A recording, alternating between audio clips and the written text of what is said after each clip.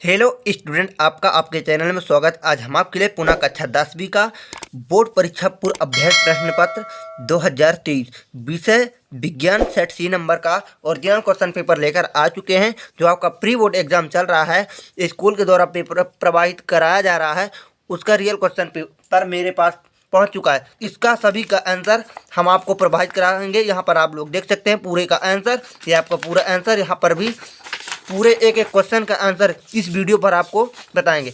ठीक है, तो फटाफट वीडियो को लाइक करना, चैनल को सब्सक्राइब करना और वीडियो को ज़्यादा से ज़्यादा शेयर करना, ताकि आपके भाई बहन मित्र जो भी हो इस पेपर के माध्यम से उनके पेपर की बेहतरीन तरीके से तैयारी हो पाए और पेपर में अच्छे अंकों से पास हो और टॉपर बने। तो यहाँ पर देख सकते हैं आप लोग कि बोर्ड परीक्षा पूर्व ठीक अभ्यास प्रश्न पत्र है आपका प्री बोर्ड का। ठीक है, और समय आपका 3 घंटा दिया रहेगा और यह पेपर आपका 75 पूर्णांक का रहेगा। ठीक है, तो पेपर को सॉल्व करने से पहले आपको विशेष ध्यान यहाँ पर देना है कि निर्देश जरूर पढ़ना है, इसके बाद ही आपको पेपर को सॉल्व करना है। तो यहाँ पर आगे बढ़ कर देखते हैं।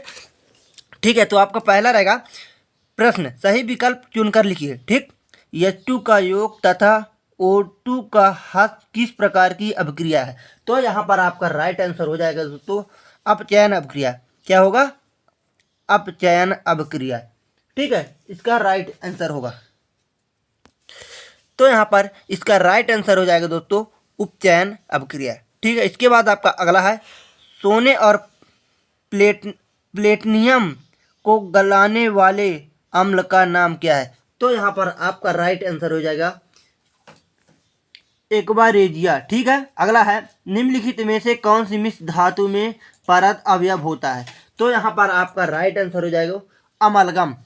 ठीक है, ये आपका राइट आंसर होगा। इसके बाद चौथा है चावल के पानी में कुछ बूंदे किस विलयन की डालने पर विलयन का रंग नीला काला हो जाता है? तो यहाँ पर आपका राइट आंसर हो जाएगा दोस्तों आयोडीन। ठीक है, इसके बाद आपका अगला है गर्भाशय तथा भ्रूण के मध्य बनने वाली नली नुक्सा संरचना कहलाती है।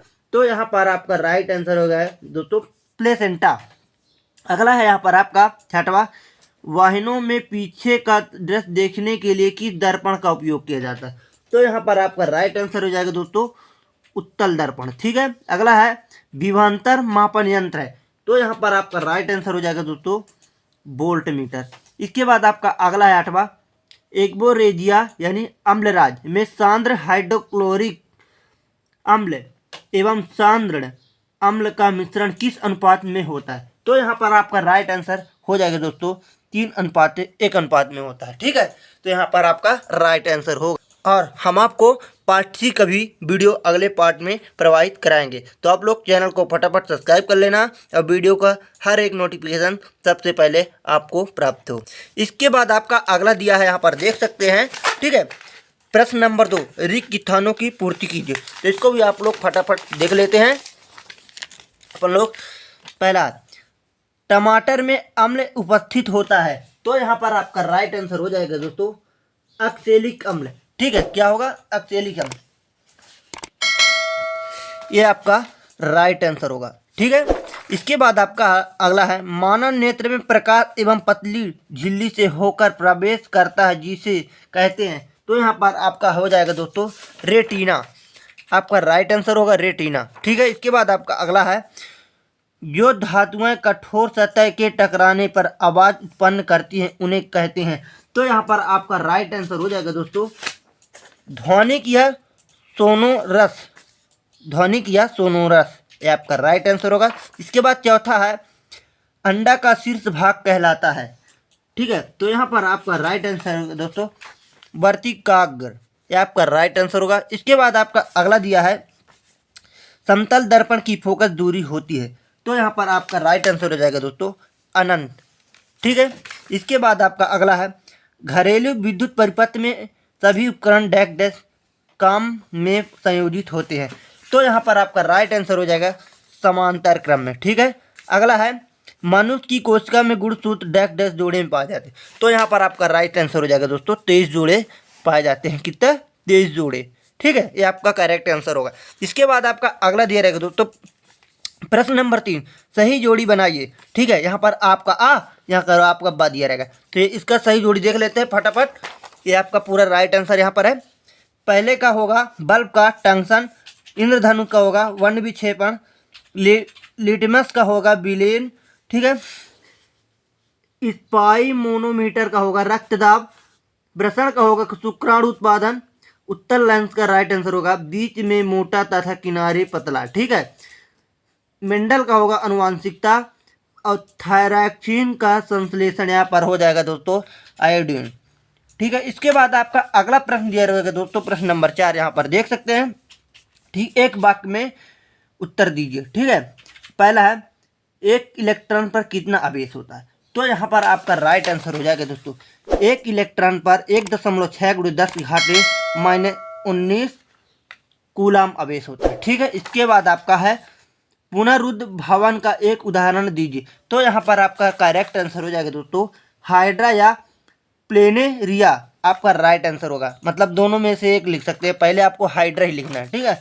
इसके अगला है आपका एक आपातित किरण समतल दर्पण 30 डिग्री का आपतन कोण है, तो परावर्तन कोण का मान क्या होगा, तो यहाँ पर आपका राइट आंसर हो जाएगा दोस्तों परावर्तन कोण का मान 30 डिग्री ही होगा, यहाँ पर आपको 30 दिया है तो 30 डिग्री ही होगा अपना, ठीक है।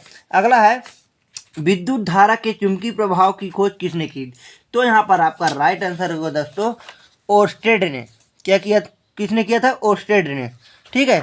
इसके बाद आपका अगला है पादप की वृद्धि को सदमन करने वाली हार्मोन्स का नाम लिखिए, तो यहाँ पर आपका राइट आंसर हो जाएगा दोस्तों एसिटिक अम्ल, ठीक है।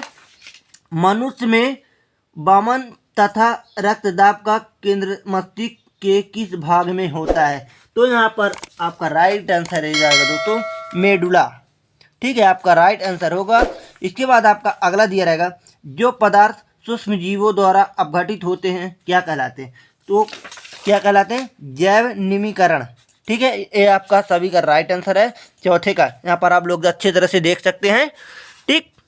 और यहाँ पर आपका पहले का प्रश्न का उत्तर, यहाँ पर दूसरे और तीसरे ये आपका, के बाद आपका अगला प्रश्न दिया रहेगा दोस्तों, यहाँ पर आप देख सकते हैं प्रश्न नंबर से। और वीडियो अच्छा लगे तो चैनल को सब्सक्राइब कर लेना ताकि वीडियो का हर एक नोटिफिकेशन सबसे पहले आपको प्राप्त हो, जिससे आप लोगों की पेपर की अच्छी तरह से बेहतरीन तरीके से तैयारी हो पाएगी, ठीक है। इसके बाद आपका अगला दिया रहेगा दोस्तों प्रश्न नंबर 5, परितंत्र में कितने प्रकार के घटक होते हैं नाम लिखिए, तो यहाँ पर आपको देख लेना परितंत्र में 2 प्रकार के घटक होते हैं, परितंत्र में 2 प्रकार के घटक होते हैं, और यहाँ पर आप लोग देख सकते हैं पहला जैविक घटक अजैविक घटक, ठीक है। यहाँ पर अथवा दिया है खाद्य तरंखार एवं खाद्य जाल में कोई 2 अंतर, तो यहाँ पर आपका 2 अंतर लिखा हुआ है, ठीक है। इसके बाद आपका अगला है 2 कारक नई जो स्पंजीज के उद्भव में सहायक हैं नाम लिखिए, तो यहाँ पर आप देख सकते हैं यहाँ पर आपका राइट आंसर हो जाएगा दोस्तों, ठीक है। 6वें का प्राकृतिक पर्यावरण के लिए उपयोगी और आवश्यक भिन्नता भौगोलिक रूप से समष्टियों का अलग थलग होना, बिगल हुई समष्टियों के प्राकृतिक चयन और अनुवांशिक विलयन, ठीक है। यहाँ पर आपका राइट आंसर होगा 6वें का अथवा समजात को उदाहरण देकर समझाइए, यहाँ पर आपका 6वें का उदाहरण का, ठीक है, राइट आंसर होगा। इसके बाद आपका अगला प्रश्न नंबर 7, प्रोपेनोन और ब्यूटेन की संरचना को चित्र सहित समझाना है यहाँ पर आपको, ठीक है। यहाँ पर आप देख सकते हैं प्रोपेन और यहाँ पे आपका ब्यूटेन की संरचना बनी हुई है, ठीक है, आपको लिख लेना है यहाँ पर। इसके बाद आपका अगला है उसी का आत्मा साबुन तथा अपमर्जक में कोई 2 अंतर, तो यहाँ पर आपका साबुन और अपमर्जक में 2 अंतर लिखा हुआ है,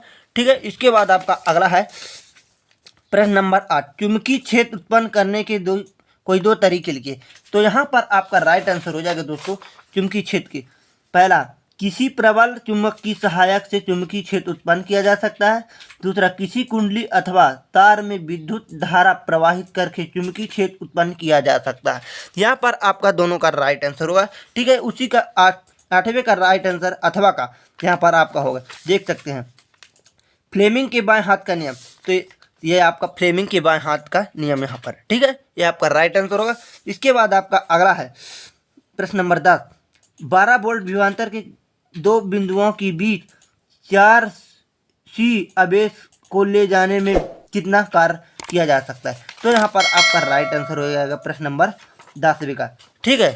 V बराबर 12 वोल्ट के दो बिंदुओं के बीच प्रवाहित आवेश का परिमाण Q बराबर 4 कूलम है। इस प्रकार आवेश की स्थानांतरित रूप करने में किया गया कार्य। तो इसके बाद आगे है यहाँ पर W बराबर VQ बराबर 12 वोल्ट गुणे 4C बराबर 48J। ठीक है, ये आपका राइट आंसर होगा। उसी के 10वें का 8वां यहाँ पर दिया हुआ है। 10वें क्वेश्चन का 8वां क्या है, किसी चालक का प्रतिरोध करने वाले दो कारकों के नाम। ठीक है, यहाँ पर आप देख सकते हैं दो कारक के नाम। ठीक है, यहाँ पर 8वां उसी का। इसके बाद आपका अगला है प्रश्न नंबर 11, गोली दर्पण किसे कहते हैं, गोली दर्पण के प्रकार लिखिए। ठीक है, तो यहाँ पर आपको देख लेना है 11वां का आंसर, वे दर्पण जिनका परावर्तक तल गोली होता है उन्हें गोली दर्पण कहते हैं। ये दो प्रकार के होते हैं, पहला अवतल दर्पण, दूसरा है उत्तल दर्पण। ठीक है, इसका अथवा वास्तविक प्रतिबिंब अथवा आभासी प्रतिबिंब में कोई दो अंतर। तो यहाँ पर आपको लिख लेना है वास्तविक प्रतिबिंब और आभासी प्रतिबिंब में अंतर। ठीक है, आपका दिया हुआ है। ठीक, इसके बाद आपका अगला है प्रश्न नंबर 12, उस लेंस की फोकस दूरी ज्ञात कीजिए जिसकी क्षमता 20D है, यह किस प्रकार का लेंस है। तो यहाँ पर आपका राइट आंसर हो जाएगा प्रश्न नंबर 12वें का। देखिए, लेंस की क्षमता P बराबर 2, ठीक, -2 का, क्षमता ऋणात्मक, इसलिए लेंस अवतल है। ठीक, ये आपका राइट आंसर होगा। इसके बाद आपका अगला है आगे अथवा प्रकाश के परावर्तन के दो नियम लिखिए। तो यहाँ पर आपको देख लेना प्रकाश के परावर्तन अथवा। ठीक है, इसके बाद आपका अगला है प्रश्न नंबर 13, परागण एवं निषेचन के में दो अंतर स्पष्ट कीजिए। प्रश्न नंबर 13वां। ठीक है, परागण एवं निषेचन में दो अंतर, परागकोश से परागकणों के वर्तिकाग्र पर पहुंचने की क्रिया को परागकण कहते हैं। दूसरा है यही का, यह एक बाह्य प्रक्रिया है। निषेचन, नर एवं मादा जनन के मिलने को निषेचन कहते हैं। दूसरा, यह बीजांड के भीतर होने वाली क्रिया है। ठीक है, इसका 8वां है यहाँ पर आपका निम्नलिखित के कार्य, पहला शुक्राशय, पुंकेसर, अंडाशय, प्रोटिस्ट ग्रंथि। ये आपका सभी का राइट आंसर है, यहाँ पर देख सकते हैं 4 ठो। ठीक है, इसके बाद आपका अगला है प्रश्न नंबर 14, जलायन तथा फ्लोएम में दो अंतर स्पष्ट करना है। तो यहाँ पर आपको लिखना है, जलायन पादपों में जड़ों द्वारा मृदा में अवशेषित जल एवं खनिजों को पत्तियों तक पहुँचाने के लिए वहन करता है, ये आपका जलायन है। ठीक है, इसके बाद आपका फ्लोएम पत्तियों द्वारा निर्मित खाद्य पदार्थों को पादप के विभिन्न भागों तक पहुंचाने के लिए वाहन करता है। ठीक है, इसके बाद आपका 8वां है 14वें का, आलिंद तथा निलय में दो अंतर स्पष्ट कीजिए। तो यहाँ पर आपका 8वें का आंसर देख सकते हैं। ठीक, आलिंद और निलय में आपका आंसर है। इसके बाद आपका अगला है प्रश्न नंबर 15वां, उभयधर्मी ऑक्साइड क्या होते हैं, दो उभयधर्मी ऑक्साइडों का उदाहरण लिखिए। तो यहाँ पर आपका राइट आंसर हो जाएगा दोस्तों, देख सकते हैं उभयधर्मी ऑक्साइड वे ऑक्साइड अम्लीय एवं क्षारीय दोनों गुणों को प्रदर्शित करते हैं, उभयधर्मी ऑक्साइड कहलाते हैं। ठीक है, यहाँ पर आपका उदाहरण दिया है एल्युमिनियम ऑक्साइड और जिंक ऑक्साइड। ठीक है, 15वें का अथवा क्या है, यहाँ पर आप लोग देख सकते हैं आयनिक यौगिक के दो गुण लिखिए। ठीक है, तो यहाँ पर आपका आयनिक यौगिक के दो गुण, गलनांक व क्वथनांक उच्च होता है, विद्युत के सूचालक होते हैं। ठीक है, इसके बाद आपका 16वां प्रश्न दिया रहेगा। ठीक है, श्वसन को उपमाक्षेपी की अभिक्रिया क्यों कहते हैं। तो यहाँ पर आपको 16वें का राइट आंसर हो जाएगा दोस्तों।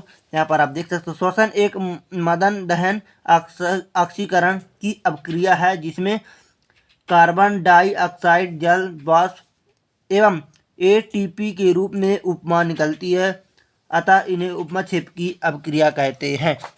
और इसके 8वां है अवशेषण अभिक्रिया से आप क्या समझते हैं।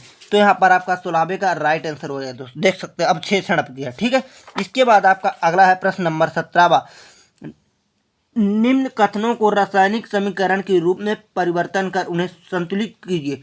ठीक है, तो यहाँ पर आपका 17वां क्या है, प्रश्न नंबर 17वां। तो पहले क्या है, नाइट्रोजन हाइड्रोजन गैस से सहयोग करके अमोनिया बनाता है। दूसरा है हाइड्रोजन सल्फाइड गैस का वायु में दहन होने के जल एवं सल्फर ऑक्साइड बनाता है। तीसरा नंबर पोटेशियम धातु जल के साथ अभिक्रिया करके पोटेशियम हाइड्रोक्साइड एवं हाइड्रोजन गैस देती है। तो इन तीनों का यहाँ पर आपका राइट आंसर होगा आ बा सा। ठीक है, इसके बाद आपका 8वां है 17वें का, विकृति गाधिता किसे कहते हैं, खाद्य पदार्थों को इसमें से बचने वाली कौन सी प्रक्रिया अपनाई जाती है। यहाँ पर आपका 17वें का राइट आंसर होगा। ठीक है, इसके बाद आपका अगला दिया रहेगा प्रश्न नंबर 18वां। ठीक, दृष्टि के 3 सामान्य दोष का वर्णन कीजिए। तो यहाँ पर आपका राइट आंसर होगा दृष्टि के 3 समान रोग। ये आपका पहला, दूसरा, तीसरा। मैं पढ़ूंगा तो वीडियो बहुत लंबा बन जाएगा, इसलिए मैं नहीं पढ़ रहा हूँ यहाँ पर। इसके बाद आपका 8वां दिया रहेगा मानव नेत्र का किन 2 भागों के कार्य लिखिए। तो यहाँ पर आप देख सकते हैं मानव नेत्र के 3 भाग के कार्य, पुतली प्रकाश के निगम में और रेटिना प्रतिबिंब के निर्माण में। और तीसरा है यहाँ पर कोशिका रंगों के ज्ञान में। ठीक है, इनका राइट आंसर होगा। इसके बाद आपका अगला दिया रहेगा दोस्तों प्रश्न नंबर 19, किन्हीं 3 पादप हार्मोन का नाम लिखिए व उनके कार्यों का उल्लेख कीजिए। तो यहाँ पर इसका राइट आंसर हो जाएगा दोस्तों, देख सकते हैं। ठीक, 3 पादप हार्मोन, ऑक्सीन, जिबेरेलिन, साइटोकाइनिन, एबिसेटिक। ठीक है, ये 4 है, मतलब आपको एक एक्स्ट्रा है। ठीक है, इसके बाद आपका अगला है अथवा उसका प्रतिवर्ती चाप के बारे में लिखिए। तो यहाँ पर आपका प्रतिवर्ती चाप के बारे में, प्रतिवर्ती क्रिया को दर्शाने वाले को प्रतिवर्ती चाप कहते हैं। आपका प्रतिवर्ती चाप का चित्र भी बना हुआ है, यहाँ पर देख सकते हैं। ठीक है, स्क्रीनशॉट मार लेना। अगला है प्रश्न नंबर 20, निम्नलिखित अभिक्रिया को उदाहरण सहित समझाइए। पहला हाइड्रोजनीकरण अभिक्रिया, ऑक्सीजनीकरण अभिक्रिया, प्रतिस्थापन अभिक्रिया, साबुनीकरण अभिक्रिया। इन चारों का आंसर यहाँ पर आप लोग देख सकते हैं। ठीक है, हाइड्रोजनीकरण अभिक्रिया, ऑक्सीकरण अभिक्रिया, प्रतिस्थापीकरण अभिक्रिया, साबुनीकरण अभिक्रिया। ठीक है, इन चारों का आंसर आप लोग देख सकते हैं। उसी का अथवा एथिलीन तथा एथेनाइक अम्ल में कोई 4 अंतर लिखिए। ये आपका 4 अंतर है। ठीक है, अथवा का। इसके बाद आपका अगला है दोस्तों प्रश्न नंबर 21, निम्नलिखित में से पाए जाने वाले अम्ल का नाम लिखिए। सिरका, संतरा, इमली, टमाटर। तो यहाँ पर आपका राइट आंसर रहेगा प्रश्न नंबर 21 का सिरका का एसिटिक अम्ल, संतरा का सिट्रिक अम्ल, इमली का टर्टरिक अम्ल और टमाटर का ऑक्सैलिक अम्ल। ठीक है, उसी का अथवा देखना प्लास्टर ऑफ पेरिस के 4 उपयोग लिखिए। तो यहाँ पर आप लोग देख सकते हैं अथवा प्लास्टर ऑफ पेरिस के 4 उपयोग। ठीक है, इसके बाद आपका अगला दिया रहेगा दोस्तों वृषणाणु की संरचना का चित्र सहित वर्णन कीजिए। ठीक है, प्रश्न नंबर 22 का यहाँ पर आपका राइट आंसर हो जाएगा दोस्तों, ये आपका इधर।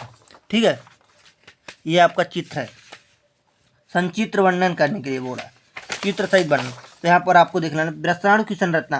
प्रत्येक वृषण में अनेक निरापदन होते हैं जिन्हें वृषण या नेफ्रॉन कहते हैं। यह उत्सर्जन की रचनात्मक और क्रियात्मक इकाई है। इनके प्रमुख भाग, पहला बोमेन सप्यूट, वृषण का वह भाग जो घोल जैसे होता है, कोशिका शिरा, वृषण शिरा, वृषण धमनी, वृषणाणु का नलिकाकार भाग, संयोग वाहिनिका। यह आपका चित्र है। इसके बाद आपका अगला अथवा उत्सर्जी उत्पाद से ठुकराने पाने के लिए पादप किन विधियों का उपयोग करते हैं। तो यहाँ पर आपका देख सकते हैं राइट आंसर होगा। आशा करता हूँ कि आप लोग यह पूरा वीडियो अच्छी तरह समझ लेंगे और आपको पूरा पेपर समझ में आ चुका होगा और अपने साथ ही साथ नोट कॉपी में नोट करते गए होंगे। अपने बोर्ड एग्जाम और प्री बोर्ड की पेपर अच्छी तरह तैयारी भी कर लेंगे और बोर्ड एग्जाम और पेपर में अच्छे अंकों से टॉप करेंगे और पास हो पाएंगे। और इसी तरह की वीडियो देखने के लिए फटाफट चैनल को आप लोग चैनल को सब्सक्राइब कर लेना ताकि हर एक वीडियो का नोटिफिकेशन सबसे पहले आपको ही मिले। ठीक है, जय हिंद, वंदे मातरम।